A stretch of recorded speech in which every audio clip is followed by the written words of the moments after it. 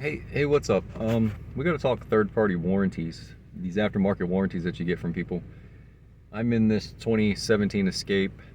She was saying that her AC wasn't working correctly. I diagnosed it. Her condenser is leaking. She needs a condenser. Also, her cabin air filter was pretty dirty.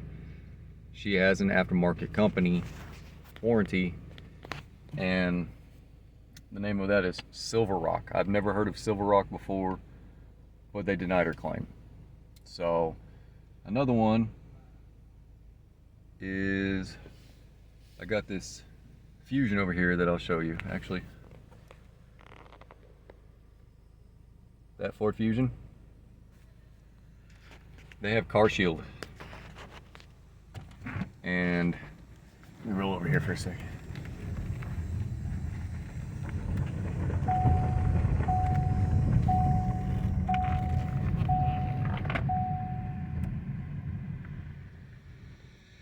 they have Car Shield for their aftermarket warranty company.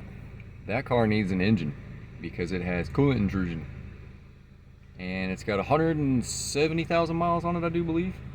They put the claim in. You know what Car Shield said? Ford knows about that problem. Let them take care of it. Ford will take care of it up to 60,000 miles under warranty. They're not going to take care of that. So this person is SOL. They're paying for a warranty, and the warranty companies don't want to pay to get the vehicle fixed. Just like this Escape that I'm sitting in. They don't want to pay for a condenser and to recharge the AC system or the diagnostic. So the customer has to pay for all that. It's right at like 12 or 1300. That engine over there, they don't want to pay for it.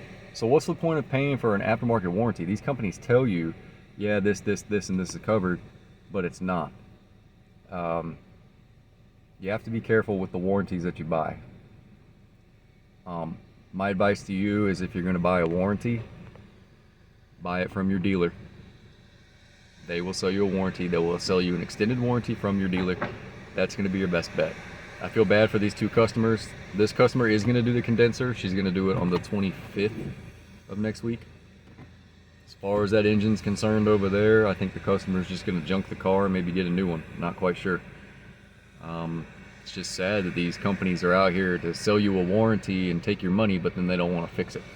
So just cross your T's and dot your lowercase J's whenever you're going over these third party or aftermarket warranty companies. Make sure you read everything and see what's covered. I'm not too fond of them, but the best bet is to go to the dealership and get you an aftermarket warranty there. So I hope that helps you guys out. Appreciate it. Love you guys. See you on the next one.